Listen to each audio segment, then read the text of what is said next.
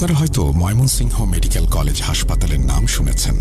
দিনের বেলা শত শত রোগী, ডাক্তার, নার্স আর মানুষের কোলাহলে জায়গাটা যতটা জীবন্ত মনে হয়, রাতের বেলা ঠিক ততটাই মৃত্যুপুরী হয়ে ওঠে। বিশেষ করে সেই লাশ কাটা ঘর বা মর্গ।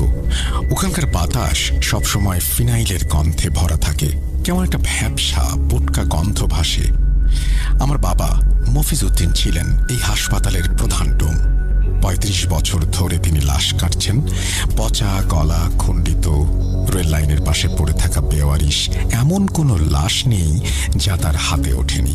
সবাই বলতো, মফিজ ডোমের পাথরের কলিজা। লাশের গন্ধ তার কাছে আতরের মতো। কিন্তু সেই পাথরও যে ভয়ের চোটে গলে পানি হয়ে যেতে পারে তা আমি নিজের চোখে দেখেছি। সেই ঘটনা বাবাকে শুধু পাগল করেনি, তাকে জ্যান্ত জাহান্নামে পুড়িয়ে মেরেছে। আজ বাবার মৃত্যুর এত বছর পর আমি সেই রাতের কথা বলার সাহস পাচ্ছি। আপনি দয়া করে মানুষকে জানাবেন ভাইজান।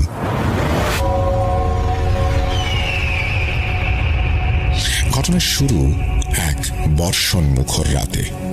আষাঢ় মাসের তুমুল বৃষ্টি হচ্ছিল সেদিন। আকাশ ভেঙে যেন পানি নামছিল। ব্রহ্মপুত্র নদের দিক থেকে আসা ঠান্ডা বাতাসে হাড় পর্যন্ত কেঁপে যাচ্ছিল।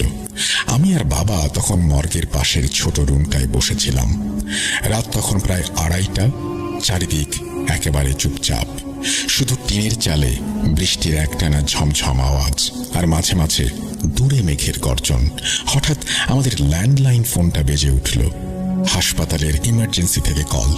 খবর এলো একটা সুইসাইড কেস আছে, এক্ষুনি পোস্টমর্টম করতে হবে, কারণ সকাল সকাল পুলিশ রিপোর্ট নিয়ে বডি হ্যান্ড ওভার করবে। বাবার সেদিন ডিউটি ছিল না, কিন্তু জরুরি তলব পড়ায় যেতে হলো। আমিও বাবার সাথে গেলাম। বাবার বয়স হয়েছিল, তাই মাঝে মাঝে আমি বাবাকে বিভিন্ন কাজে সাহায্য করতাম। এই যেমন লাশ ধরাধরি করা, স্ট্রেচার টানা, যন্ত্রপাতি এগিয়ে দেয়া। মর্গের গেট খুলে ভেতরে ঢোকার পর নাকে সেই পরিচিত কটু গন্ধটা ধাক্কা দিল। আবছা আলোয় দেখলাম একটা স্ট্রেচারে সাদা চাদরে ঢাকা একটা লাশ রাখা আছে। পুলিশের 2জন কনস্টেবল আর একজন এসআই দাঁড়িয়ে আছে। তারা কাগজপত্র বুঝিয়ে দিয়ে বাবার হাতে একটা ফর্ম ধরিয়ে দিয়ে চলে গেলেন। তারা যেন হাঁফ ছেড়ে বাঁচলেন, কারণ ওই রাতে মর্গের পরিবেশটা ছিল অন্যরকম, একটু গা ছমছমে। বাবা গ্লাভস পরে লাশের মুখ থেকে চাদর সরালেন। আমি সত্যি বলছি, আমি জীবনে অনেক লাশ দেখেছি, কিন্তু এমনটা দেখিনি। চাদর সরানোর পর আমি অবাক হয়ে গেলাম।